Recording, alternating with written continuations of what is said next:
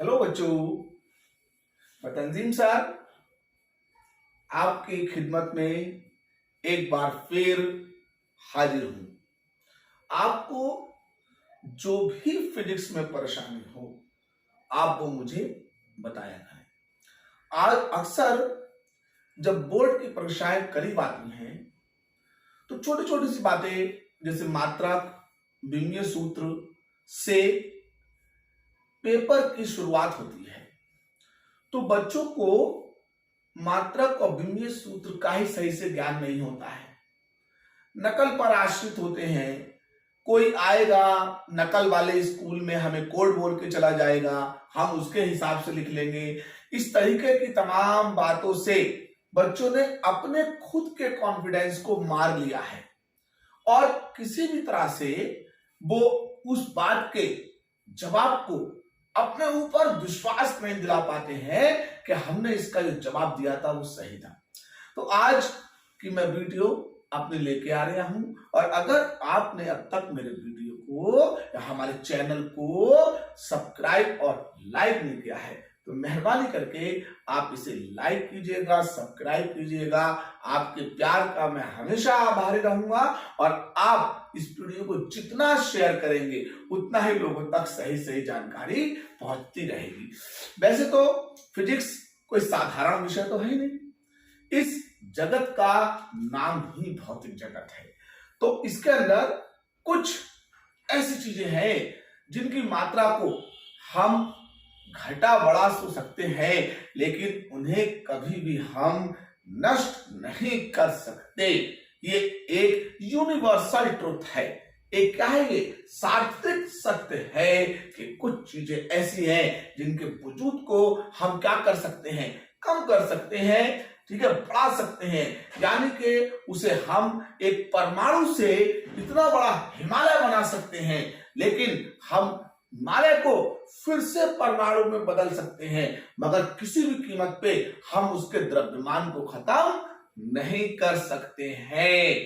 ठीक है, इस तरह से हमारे कने कुछ ऐसी भौतिक जगत के अंदर पाई जाने वाली घटनाएं हैं जिनको हमने भौतिक जगत का मूल यानी कि भौतिक जगत का आधार बनाया है। अब भौतिक जगत का जब हमने इसको आधार बनाया है तो फिर ये मूल राशियां कहलाएंगी। और अब मूल राशियां क्या होती हैं उनके क्रम को हम लोग देखेंगे।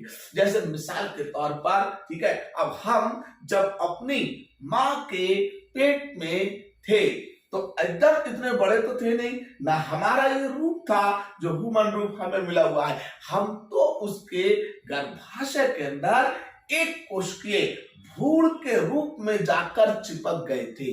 जब हम एक कोशिका थे तब भी हम क्या थे, एक द्रव्यमान के रूप में थे। और जब कोशिकाओं के संगठन से हमारा, ठीक है, अंग ऊतक और ऊतकों के संगठन से हमारे अंग और फिर अंगों के संगठन से हमारा शरीर बना और उसके बाद जब हमने जन्म लिया तो सबसे पहले डॉक्टर यही कहता है बहुत स्वस्थ बच्चा पैदा हुआ है। यानी कि स्वस्थ वो उसको किसको कहता है, उसके द्रव्यमान को लेकर के कह रहा होता है।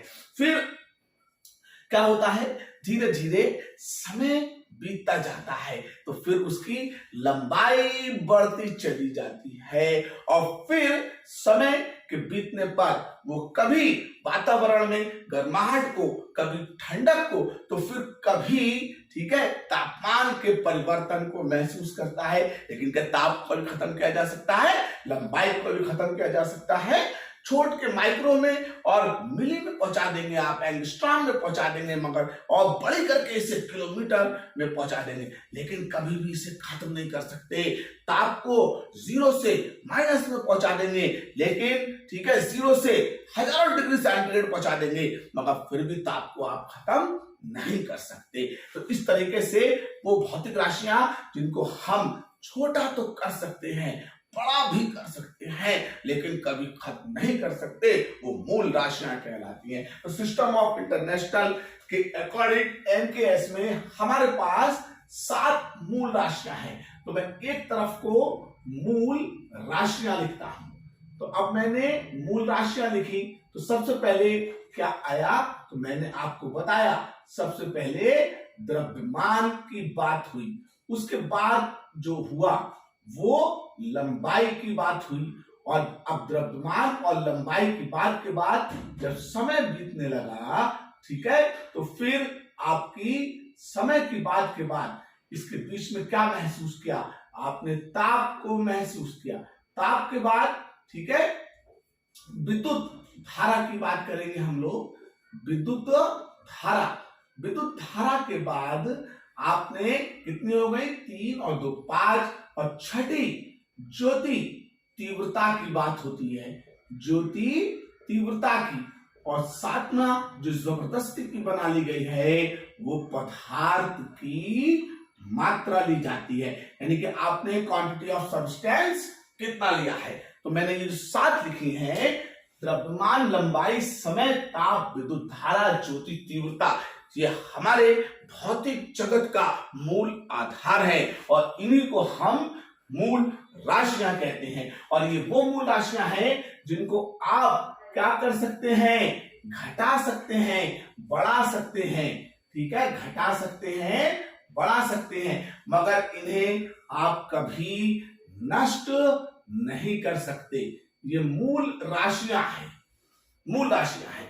अब मूल राशियों को किसी ना किसी ने तो बताया होगा, तो मूल राशियों को प्रदर्शित करने के लिए हमको जिन मात्रकों की आवश्यकता या जरूरत पड़ती है वो मात्रक इन मूल राशियों के मूल मात्रक कहलाते हैं। जैसे, ठीक है, अब मैं मूल मात्रक की बात करूं तो मूल मात्रक की जब हम लोग बात करेंगे तो फिर द्रव्यमान का मूल मात्रक किलोग्राम लिया जाएगा, लंबाई के लिए मूल मात्रक के जिक्र को मीटर, समय का इसी तरीके से सेकंड लिया जाएगा, और ताप का केल्विन, इसके बाद आपके पास जब विद्युत धारा है तो इसके मात्रक को एम्पियर कहेंगे। पदार्थ ज्योति तीव्रता, ठीक है, जो पदार्थ की मात्रा से पहले है इसका मात्रक कैंडला, और पदार्थ की मात्रा का मात्रक मोल लिया जाएगा। तो ये इस तरह से जो मैंने ये जो 7 मूल राशियों को प्रदर्शित करने के लिए आपके सामने ये बोर्ड पर लिख करके मैंने एक कॉलम में बंद कर लिया है। तो ये 7 मूल राशियों को प्रदर्शित करने के लिए इनके 7 ही मूल मात्रक कहलाएंगे। तो हमारे भौतिक जगत में कितनी मूल राशियां हैं, 7 हैं, द्रव्यमान, लंबाई, समय, ताप, विद्युत धारा, ज्योति तीव्रता, पदार्थ की मात्रा, और इनको प्रदर्शित करने के लिए हमारे पास कितने मूल मात्रक है, 7 ही मूल मात्रक है, kilogram, meter, second, kelvin, ampere, candela और मोल। अब जब हम विमाओं की तरफ चलेंगे ना तो फिर हम इनको, ठीक है, देखेंगे। ऐसा है कि ये द्रव्यमान है, तो द्रव्यमान को मास कहते हैं, तो इसे आप एक ब्रैकेट के अंदर m से शो कर लीजिए, लंबाई को लेंथ कहते हैं, इसे L से शो कर लीजिए, समय को टाइम कहते हैं, इसे T से शो कर लीजिए। अब दोबारा फिर से ताप आया, इसे टेम्परेचर कहते हैं, तो हम इसे अगर फिर से T से लिखें तो फिर 2T हमें कंफ्यूजन में ला सकते हैं। इसलिए अब हम ताप की जगह इधर को आकर के केल्विन, और केल्विन को आप, ठीक है, K से या फिर कैपिटल थीटा से रिप्रेजेंट करा करें। विद्युत धारा एम्पियर, तो इसे कुछ लोग I से या कुछ लोग A से रिप्रेजेंट करते हैं। कैंडला ज्योति तीव्रता का है, जिसे CD से रिप्रेजेंट करा जाएगा, और पदार्थ की मात्रा 2m एक जैसे ना हो जाए इसलिए इसे मोल से ही लिखा दिया जाएगा। तो उम्मीद करता हूं ये जो मैंने आपके भौतिक जगत जिस पर टिका हुआ है वो उसकी मूल राशियां हैं, और मूल के बारे में क्या बताया था कि हम इसे नष्ट नहीं कर सकते, ना ही हम इसे पैदा कर सकते हैं, घटा लेंगे और बढ़ा लेंगे। तो ये मूल राशियां थी और ये इनको प्रदर्शित करने वाले 7 मूल मात्रक थे। उम्मीद करता हूं इस वीडियो में आपको मूल राशियां और मूल मात्रक बहुत अच्छे तरीके से याद हुए होंगे। और अब मैंने ये जो प्रतीक लिखे थे MLT, KACD और मोल, ये विमाएं लिखने के लिए काम आएंगे। तो इस वीडियो में मैं आपको केवल मूल राशि तक ही रखूंगा और मूल मात्रकों तक अगले वीडियो में मैं आपके लिए फिर से विमाएं और सूत्र को लेकर के आऊंगा। तब तक के लिए जय हिंद।